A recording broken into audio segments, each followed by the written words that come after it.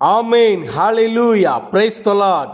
ஆம், கர்த்தருக்குள் மிகவும் பிரியமான சகோதர சகோதரிகளே, உங்கள் அனைவரையும் கர்த்தராகிய இயேசு கிறிஸ்துவின் இன்ப நாமத்தில் இந்த வீடியோ மூலமாய் சந்திப்பதில் மிகுந்த மகிழ்ச்சி அடைகிறேன்.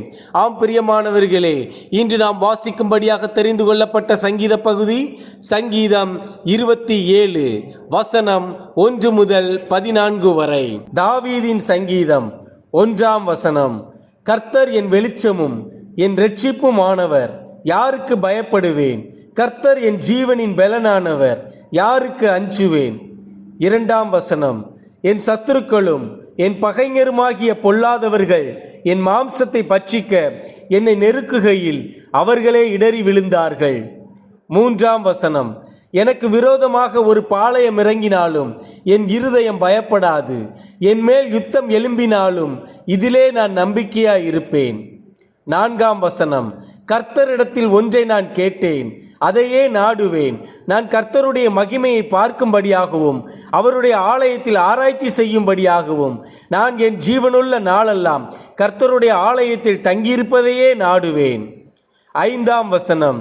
தீங்கு நாளில் அவர் என்னை தம்முடைய கூடாரத்தில் மறைத்து என்னை தமது கூடார மறைவிலே ஒளித்து வைத்து என்னை கன்மலையின் மேல் உயர்த்துவார்.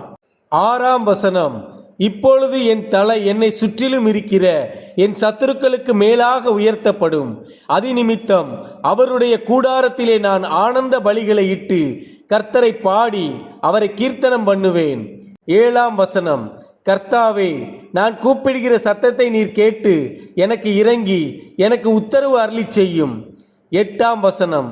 என் முகத்தை தேடுங்கள் என்று சொன்னீரே, உம்முடைய முகத்தையே தேடுவேன் கர்த்தாவே என்று என் இருதயம் உம்மிடத்தில் சொல்லிற்று.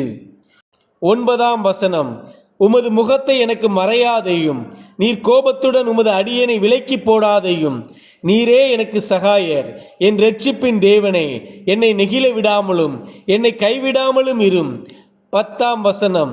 என் தகப்பனும் என் தாயும் என்னை கைவிட்டாலும் கர்த்தர் என்னை சேர்த்து கொள்வார். 11ஆம் வசனம். கர்த்தாவே, உமது வழியை எனக்கு போதித்து என் எதிராளிகளின் நிமித்தம் செவ்வையான பாதையில் என்னை நடத்தும். 12ஆம் வசனம். என் சத்துருக்களின் இஷ்டத்துக்கு என்னை ஒப்புக்கொடாதையும், பொய் சாட்சிகளும் ஆக்கிரமித்து சீறுகிறவர்களும் எனக்கு விரோதமாய் எழும்பியிருக்கிறார்கள். 13ஆம் வசனம். நானோ ஜீவனுள்ளோர் தேசத்திலே கர்த்தருடைய நன்மையை காண்பேன் என்று விசுவாசியாதிருந்தால் கெட்டு போயிருப்பேன். 14ஆம் வசனம். கர்த்தருக்கு காத்திரு, அவர் உன் இருதயத்தை ஸ்திரப்படுத்துவார். திடமனதாயிருந்து கர்த்தருக்கே காத்திரு. ஆமேன். ஹalleluya. God bless you all.